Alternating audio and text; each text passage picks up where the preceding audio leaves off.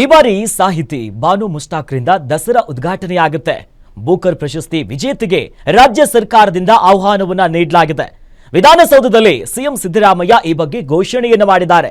ಕರ್ನಾಟಕದ ಓರ್ವ ಮಹಿಳೆಗೆ ಬೂಕರ್ ಪ್ರಶಸ್ತಿ ಸಿಕ್ಕಿರೋದು ಬಹಳ ಸಂತೋಷ ಅನ್ನೋದಾಗಿ ಈ ಬಗ್ಗೆ ಅಧಿಕೃತವಾಗಿ ಮಾನ್ಯ ಮುಖ್ಯಮಂತ್ರಿಗಳು ಮಾತನಾಡಿದ್ದಾರೆ.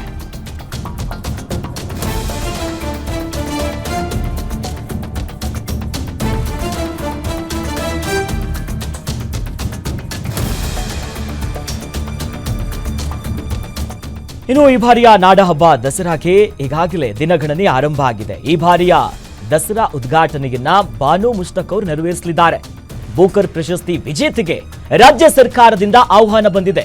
ಈ ಬಗ್ಗೆ ಮಾನ್ಯ ಮುಖ್ಯಮಂತ್ರಿಗಳೇ ಘೋಷಣೆ ಮಾಡಿದ್ದಾರೆ. ಕರ್ನಾಟಕದ ಓರ್ವ ಮಹಿಳೆಗೆ ಬೂಕರ್ ಪ್ರಶಸ್ತಿ ಸಿಕ್ಕಿದೆ, ಅಂತಾರಾಷ್ಟ್ರೀಯ ಮಾನ್ಯತೆ ಇರೋದು ಬಹಳ ಸಂತೋಷ.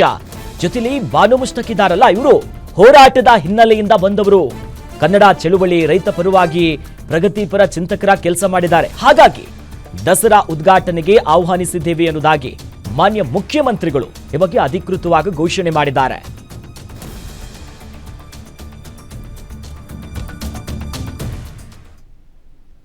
ಶ್ರೀಮತಿ ಬಾನು ಮುಷ್ತಾಕ್ ಅವರು ರೈತ ಸಂಘದಲ್ಲಿ ಕೆಲಸ ಮಾಡಿದ್ರು. ಕನ್ನಡ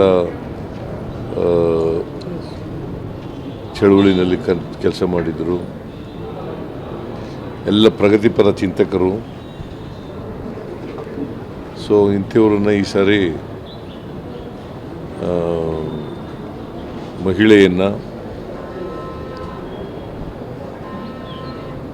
ದಸರಾ ಮಹೋತ್ಸವ ಉದ್ಘಾಟನೆಗೆ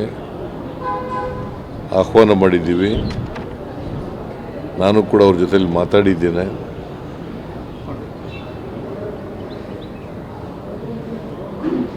ದಸರಾ ಸೆಪ್ಟೆಂಬರ್ 22ಕ್ಕೆ ಪ್ರಾರಂಭ ಆಗುತ್ತೆ. ಈ ಸಲ 11 ದಿನ ದಸರಾ ನಡೀತದೆ. ಶಾಸ್ತ್ರದ ಪ್ರಕಾರ ನವದಶಮಿ ಎಲ್ಲ ಇದು,